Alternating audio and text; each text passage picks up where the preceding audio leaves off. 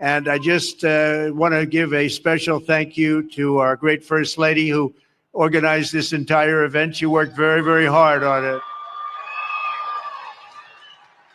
She worked very hard. I said, "What are you doing?" She said, "I'm working on the egg roll." I said, "That sounds like a lot of fun." And we're going to have a lot of fun in just a couple of minutes. And I just want to give a special thank you to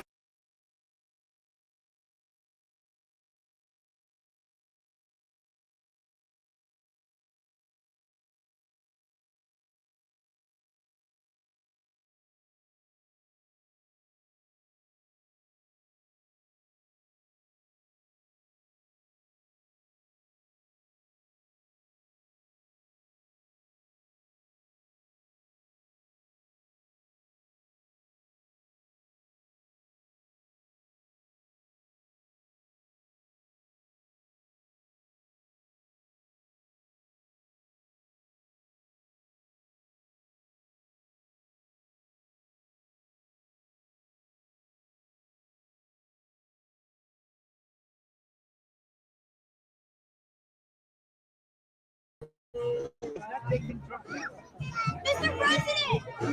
That was a beautiful moment when the bunny said, remember when the bunny took Joe Biden out? He's not taking Trump out. Mr. President! That was a beautiful moment when the bunny saved Joe Biden.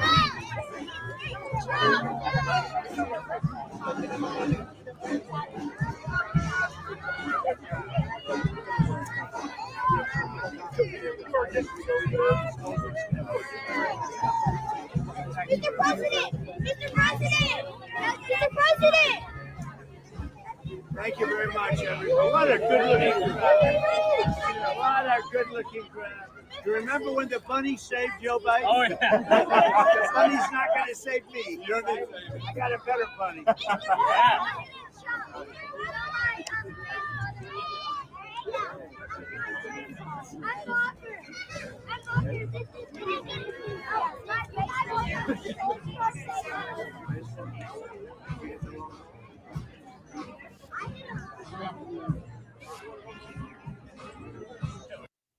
Have I been muted this whole time? Thank you for telling me. I didn't even see that. Good, we'll start over. It's only been 5 minutes in. I don't know why it does that to me. It just started muting my mic just automatically. It's never done that before. And I almost want to start over now. Oh, well. It happens. All right, let's go back to the first one then. Actually, I think you could hear that. You just couldn't hear me. It's just really nice to see normal things back at the White House. That's one of his best qualities is he can talk to people and actually sound like a normal person, not a weird. Oh, here we go. So that was Trump. Let's go back in time and watch Joe Biden. So this was when the Easter Bunny actually had to wrangle Joe Biden.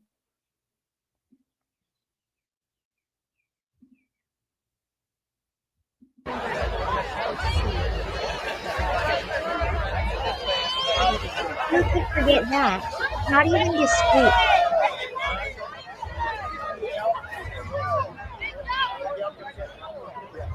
Get ready, everybody.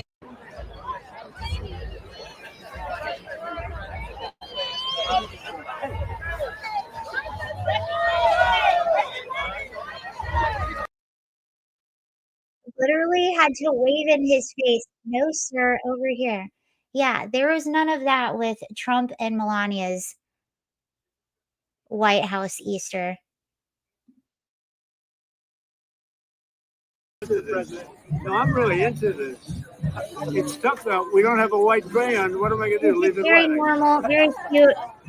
Interact with people normally. No sniffing. Okay, smile up there, kids. Yeah, you'll play your mom and dad. No one has to get wrangled. I'm really into this. No, I'm really into this. It's tough though. We don't have a white crayon. What am I going to do? Leave it wet? I guess. Leave the whole thing. Very cute.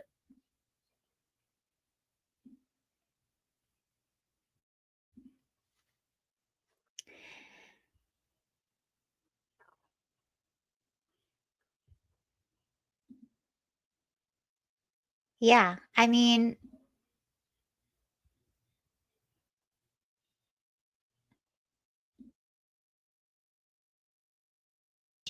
He is risen. Through the pain and sacrifice of Jesus, on Easter Sunday, we celebrate his glorious resurrection and proclaim, as Christians have done for nearly 2,000 years, he is risen. Through the pain and sacrifice of Jesus on the cross, we saw God's boundless love and devotion to all humanity. And in that moment of his resurrection, history was forever changed with the promise of everlasting life. As we approach this joyous Easter Sunday, I want to wish Christians everywhere a happy and beautiful and blessed holiday. America is a nation of believers. We need God. We want God. And with his help, we will make our nation stronger, safer, greater, and more prosperous, and much more united than ever before. Thank you to everyone, and have a really happy Easter. On Easter Sunday, we celebrate his glorious resurrection and proclaim, as it just feels normal again.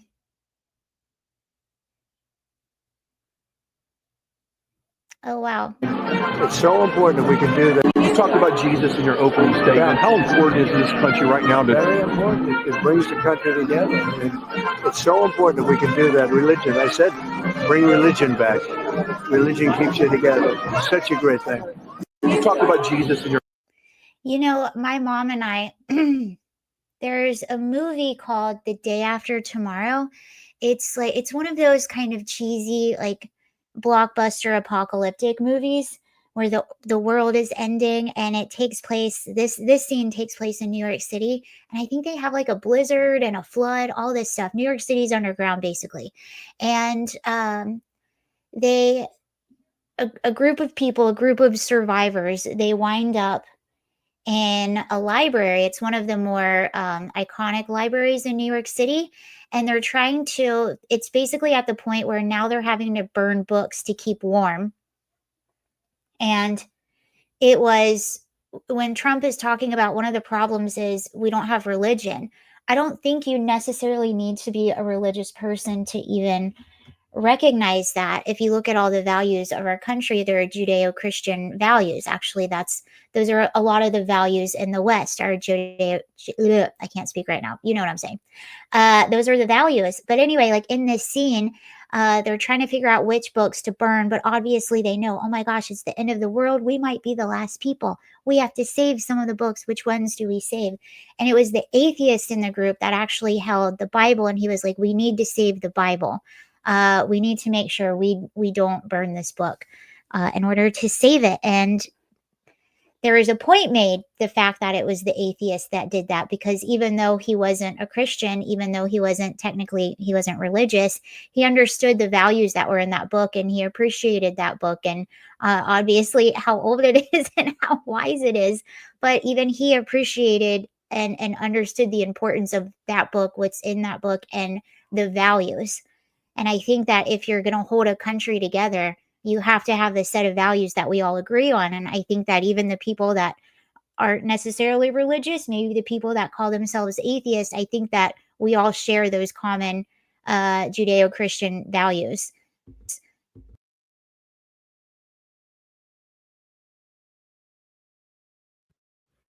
That's what I did. Okay, I'm back. Now I muted my mic earlier because I accidentally unplugged it. That's what's happening. Anyway, I think you can appreciate that. We should have a shared set of values, and that is it. That's one of the issues you have with people coming over from different cultures. It's not that you can't have different cultures and all of those things, but when they're not assimilating to a core set of values, that's when you have problems. If we all have a very different core set of values, we're going to have big issues. And that is the instance in which diversity is not our strength, actually. Yeah, diversity is awesome, but you also have to have some glue that holds everyone together. Otherwise, you're just fighting all the time. PJ Funny Bunny This is was a very busy bunny. Bunny Bunny with a big heart. PJ Funny Bunny was a very busy bunny. He was always doing something. I'm going to the park, he shouted one morning. Then he raced out of the house, leaving the door wide open. Bunny with a big heart. PJ Funny Bunny was a very busy bunny. He was Now, obviously, in other news, Pope Francis, this is pretty wild. So, Pope Francis passed away earlier this morning. Apparently, he had been sick for a little while. He was actually in the hospital and discharged a few weeks ago. He had double pneumonia.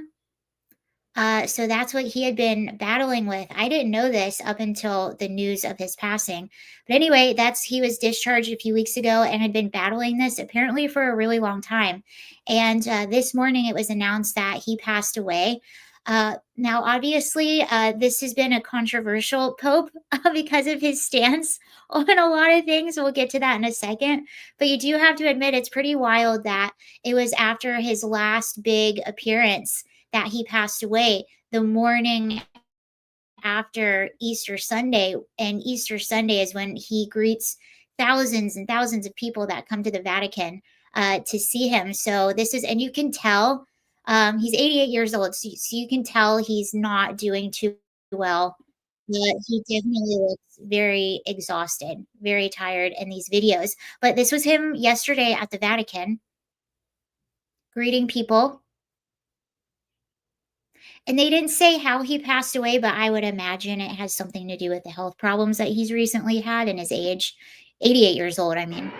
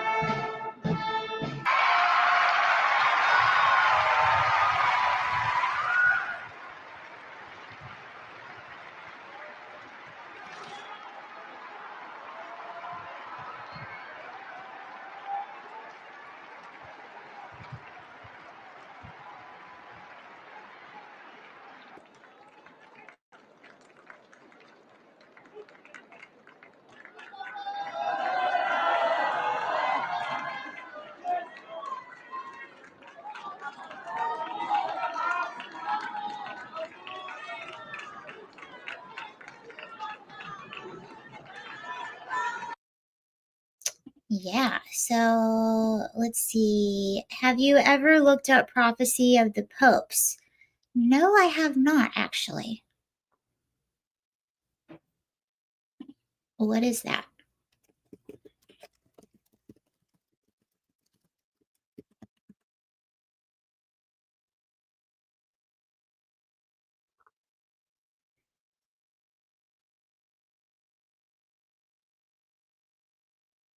Oh, interesting. Okay, so let's see. The prophecy of the Pope. Oh, yikes, my leg is asleep. Sorry.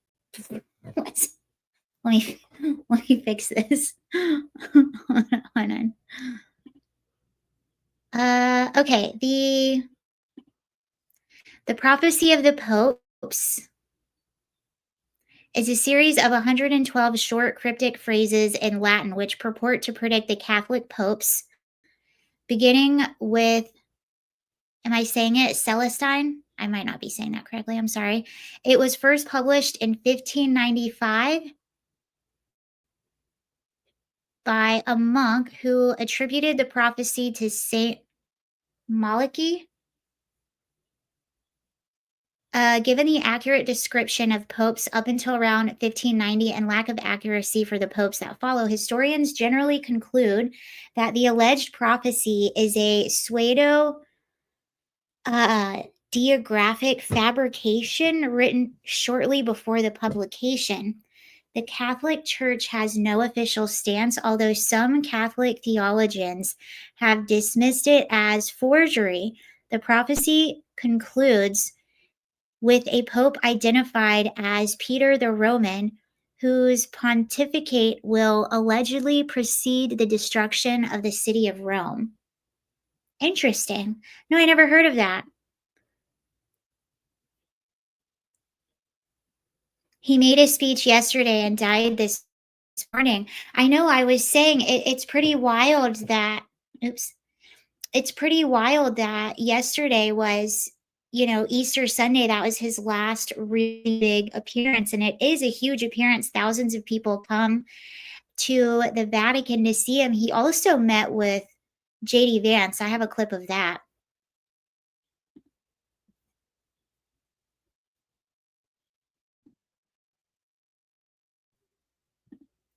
So here he is meeting with JD Vance. And again, you can sort of tell that he's not, definitely looks really tired.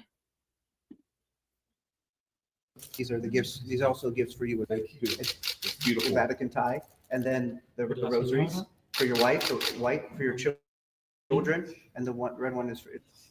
Thank you very much for your visit. Of course, and thank you for seeing me.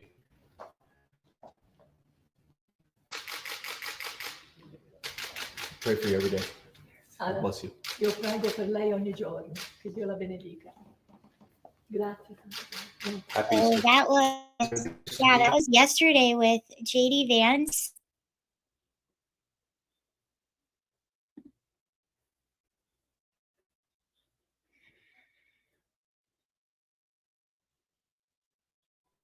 Oh, ruh-roh.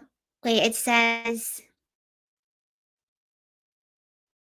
I'm trying to show this. In 1134, a prophecy was written that basically Pope Francis is the last pope, or the reign of the popes would only be until 2027. Oh, wow. I didn't know that. Well, I mean, I can't get over just how that's so wild. And sometimes that's your own internal energy, how you're staying with it until that one thing, and then you're like, okay, I can go now. But it is wild that that happened right after. I wonder if I can find, did he make a speech yesterday?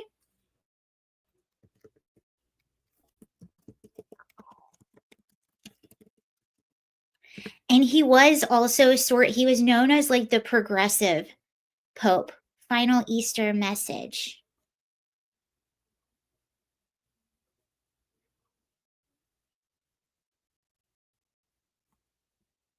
Okay, yeah, we'll play some of this.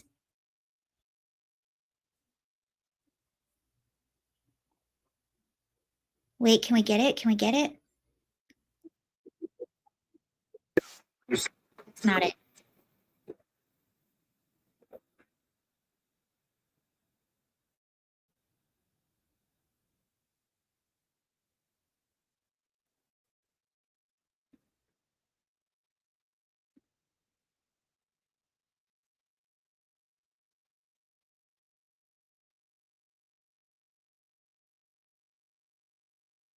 Wait, hold on. Technical difficulties.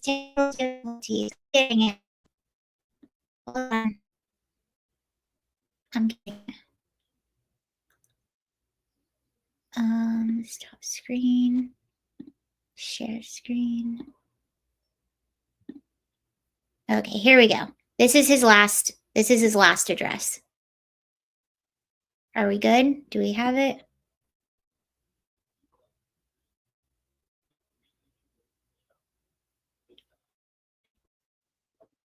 No, I need to add you. Ooh. Okay, come on. There we go. There we go.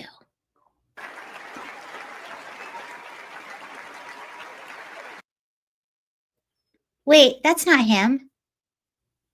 Hold on.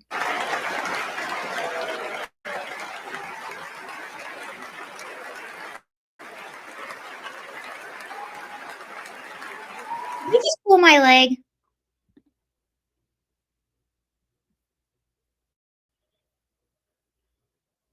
I was trying to find his last address. I swear. Oh my goodness. Hi, MacGyver. Hopefully yeah, he was known as the Progressive Post. Oh, that was 2015. They pulled my leg. I'm sorry, y'all. I was like, he looks pretty good there. Like, that's him.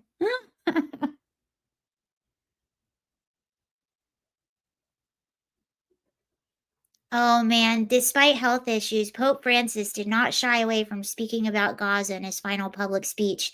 Even prior to this, he called it what it is, a slaughter. Oh. All right, here's his final message. Actually, I have to remember this. Yeah, he also, I don't know if you remember, but he had the transgender luncheon at the Vatican where he blessed in some transgender friends to have lunch. So he was definitely a lot more progressive.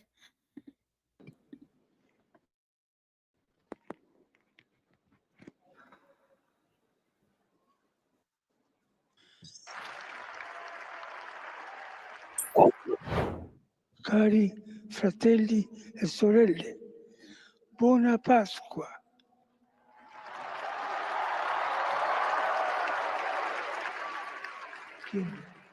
He said, brothers and sisters, happy Easter. Maestro delle cerimonie di leggere il I asked the master of ceremonies to read the message. messaggio. Sono vicino alle sofferenze dei cristiani. Okay, so he says to the sofferenze dei cristiani in Palestina, in Palestine and Israel, e in Israele, così come a tutto il popolo israeliano e a tutto il popolo palestinese. Preoccupa il crescente clima di antisemitismo che si va diffondendo in tutto il mondo. In pari tempo il mio pensiero va alla popolazione e in modo particolare alla comunità cristiana di Gaza, dove il terribile conflitto continua a generare morte where something continues to cause e distruzione. And create a dramatic Una drammatica, ignobile situazione umanitaria. situation. Faccio appello ai belligeranti. Cessate il fuoco. Si liberino gli ostaggi. Si presti aiuto alla gente che ha fame e aspira ad un futuro di pace. All right. What do you guys think of that?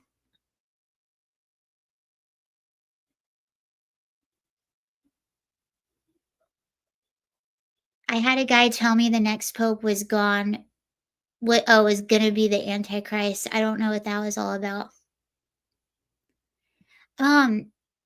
Yeah, I mean, this is a very he gets involved in things. He sure does.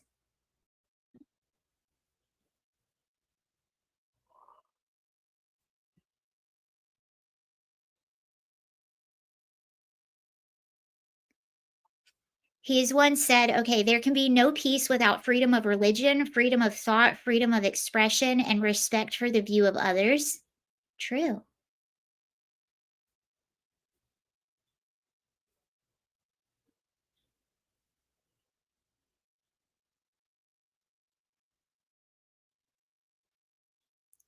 Wait, I'm gonna hear. I don't know what this guy is gonna say, but I kind of want to hear it. He was also known for mistake. Oh wait.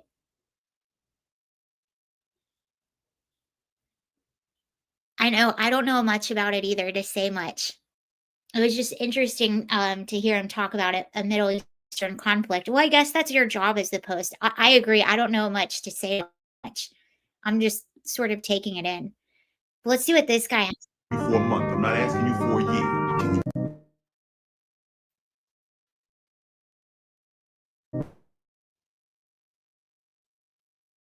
I'm not even when tomorrow gets.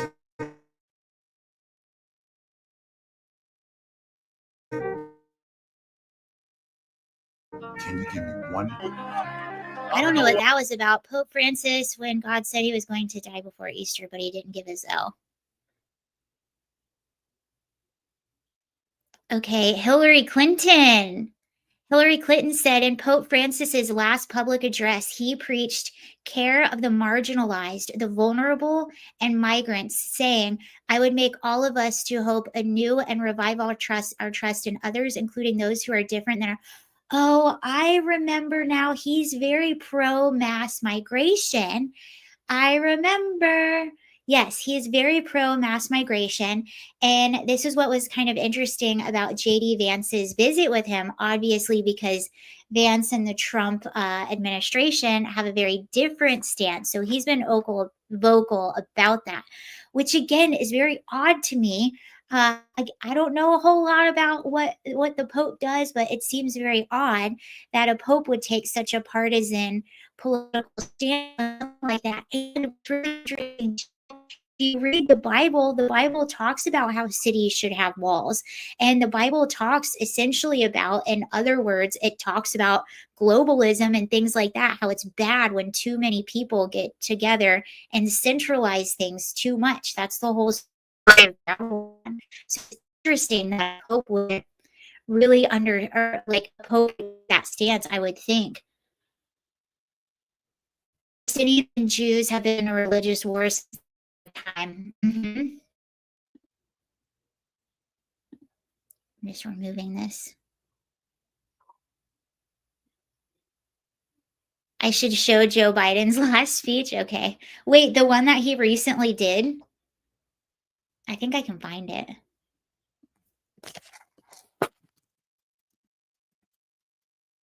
I forgot that he had that. You know what's interesting? Even Joe Biden last speech.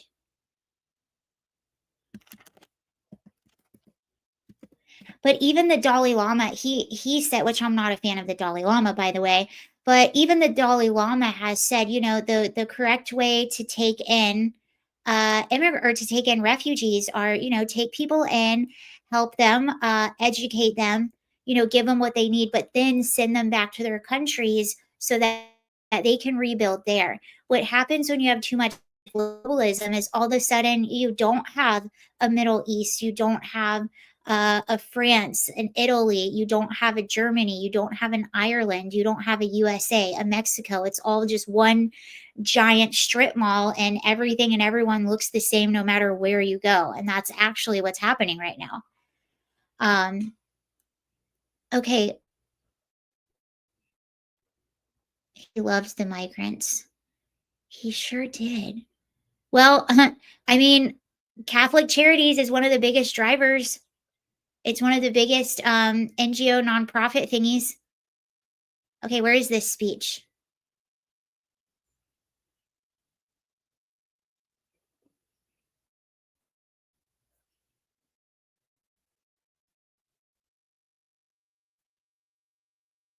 Oh, wait, latest.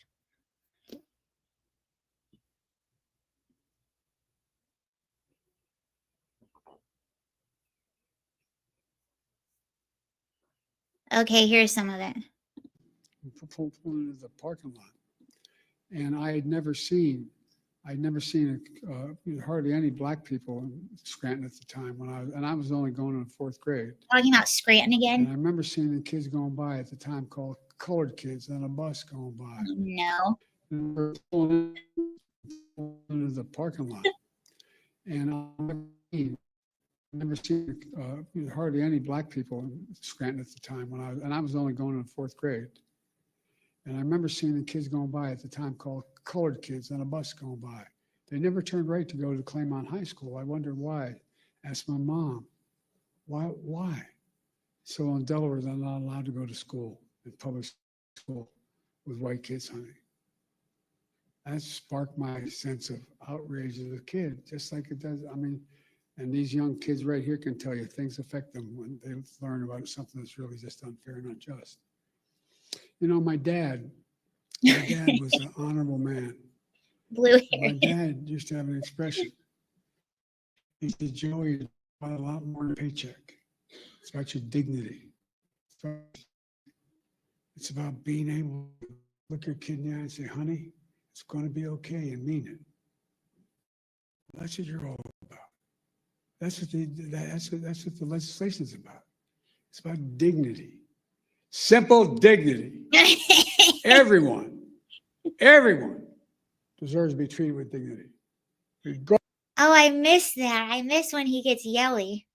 He goes from whisper Biden to yelling Biden. Regardless of their standing, regardless of the economic situation, regardless of who they are, making sure that more than 60 million Americans who are living with disabilities are treated with dignity is who we are as Americans. That's what it's about. I mean it. Dignity at work, at school, in their communities, in every corner of American life. Laws like the ADA need advocates like you. You're the ones that keep it going, God love you. Dignity. You fight like hell every single day to make sure the law is respected. And your client. Hold on, I think there's more. Dignity. He always starts yelling. Remember, Joe Biden is giving a speech after last and pulled into the parking lot. year. And I'd never seen hardly any black people in Scranton at the time. And I was only going in fourth grade. His energy And I drink. remember seeing kids going by at the time called colored kids on a bus going by. They never turned right to go Yeah, to we just. Claremont High School. It's I okay. We wondered can watch why. it again. Asked my mom, No. why? So in Delaware, they're not allowed to go to school, in public school, with white kids, honey. That sparked my sense of pulling into the parking lot. And I had never seen. No, it didn't spark anything with him. It didn't spark anything. Is there more?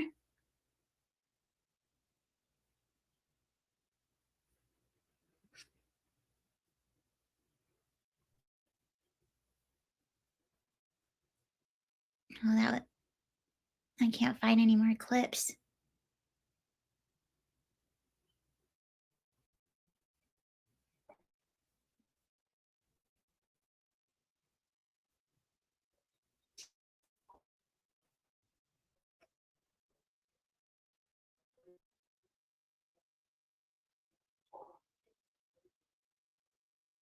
Okay, yeah, I think that was the only clips.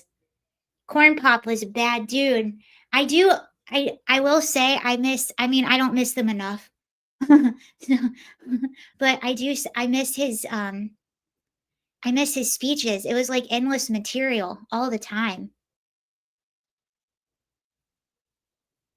Never seen any, but worked at Corn Pops. But oh yeah.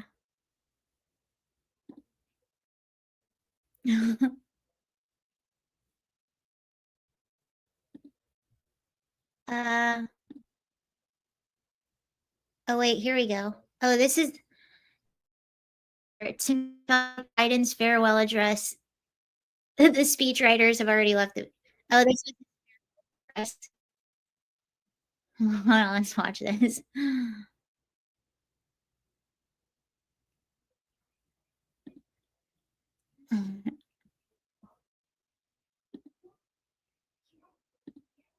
Dana, are we looking at a failed presidency? That this is a one-term guy? This is complete repudiation by the American people. 33% approval rating.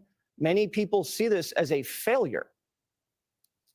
No. So you get every day live, and you know that I try to be really nice, and I intended to find something that I was attempt at a rhetorical push for unity. I'm like, okay, I'm following, and then like, what in the world was he talking about? For example, when he talks about dark money, does he not remember this last week? He gave the Medal of Honor, a Medal of Freedom Award to George Soros. No, don't do that, guys.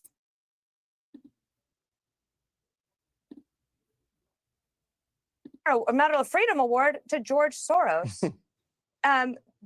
they also, he talked about the fact. That's a really good point. Everyone loves to talk about Elon Musk. What about George Soros? Hello. And all his money. As a dangerous billionaire, pretty sure in Hungary, his home country, he's not even allowed to meddle in politics. Let me fact that. Hold on. Please.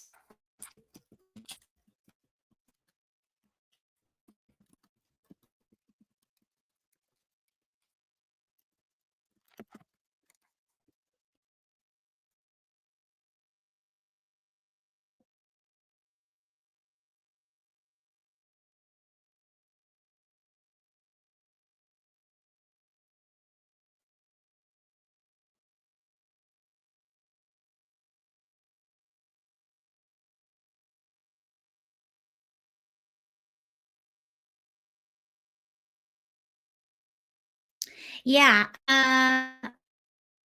Yeah, the whole like, Stop Soros thing going on in Hungary. George Soros Foundation leaves Hungary following the Hungarian government's crackdown. Hungarian law, yeah. A foundation founded by a Hungarian-born billionaire, George Soros, is moving its Budapest operations to Germany following the government's crackdown. Organization targeted attacks on Soros. Society Foundation, so that's a big thing, with words human rights the world, and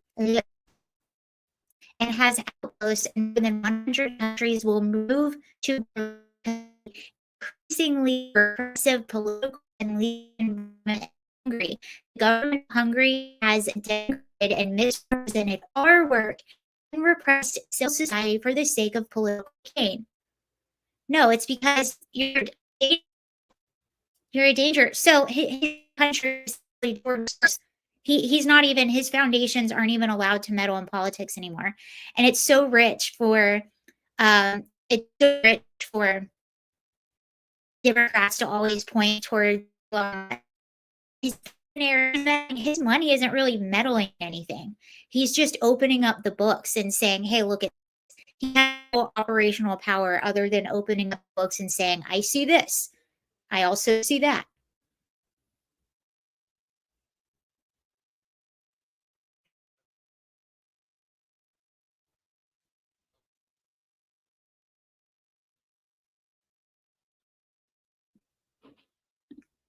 Okay. The biggest rebound than ever. He never mentioned COVID, the premise of his presidency. Another poll. Which ones are you feeling better about? Only one. And it was gay, lesbians, and trans issues. Connections going south. Connections going south.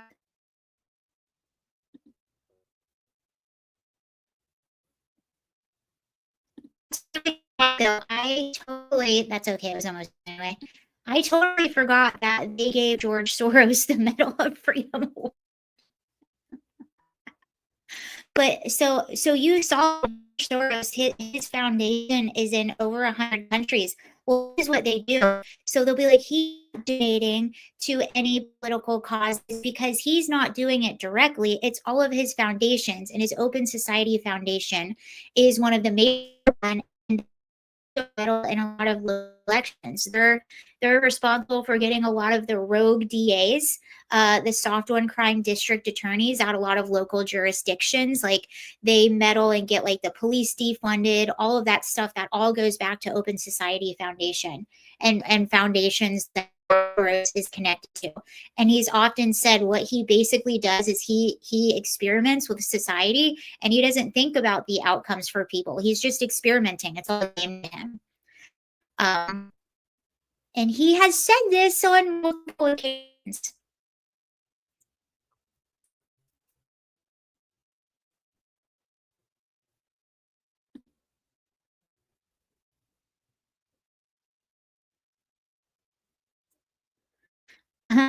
It's funny too because this write-up about him not be allowed to do politics in Hungary.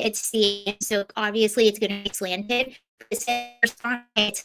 The president of Open Society Foundation said in response to Hungary, the government of Hungary has misrepresented our work and repressed civil society for the sake of political gain.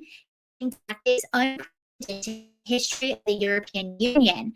Responding to that accusation, a spokesperson for the Prime Minister, Viktor Orban, said the foundation is fleeing from transparency. In an email statement Wednesday, the spokesperson said they don't want the public to know exactly what they're engaged in and what way to what financing they are supporting immigration. So yeah, that's one of the big things they do. One of their big things is pushing for mass illegal immigration. So it's mass illegal immigration, it's the deepening the police, road all Open Society Foundation. Official visit to Poland on Monday, Orban described the Stop Soros package as one of the most important issues in the election. The bill would tighten an existing law adopted last June that imposes restrictions on non-governmental organizations receiving foreign funding.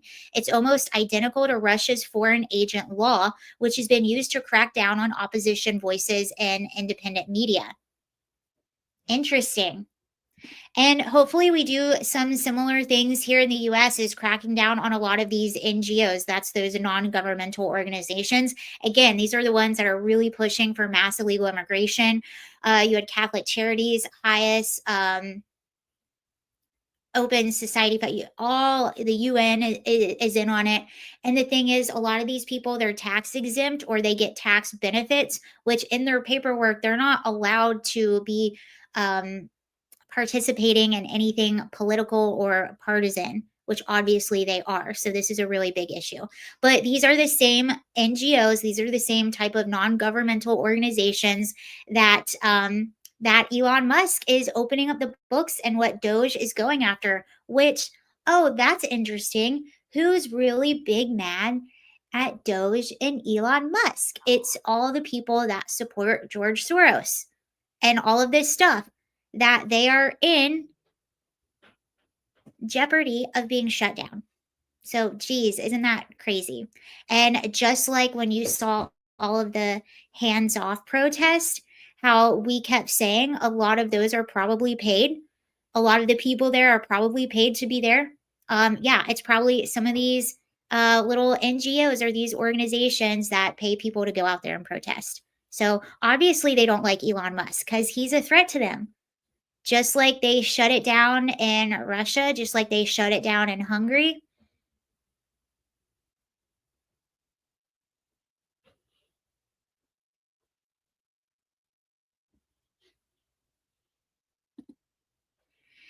And then last piece of news for the day is that Klaus Schwab, the guy who runs the World Economic Forum, the guy who wrote the book that came out in 2020 called The Great Reset, the guy who started the World Economic Forum, who also looks like Dr. Evil, has resigned from the World Economic Forum. So he didn't say as exactly why, but that's essentially what he looks like.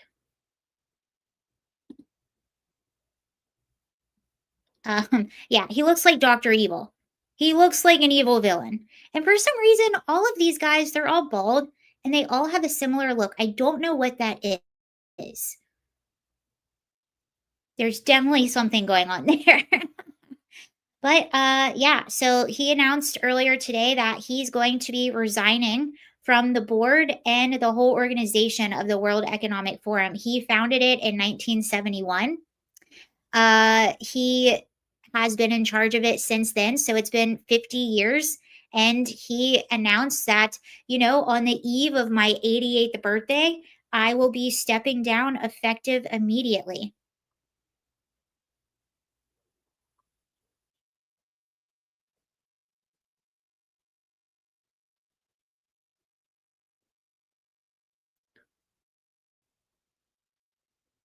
Yeah, bye-bye.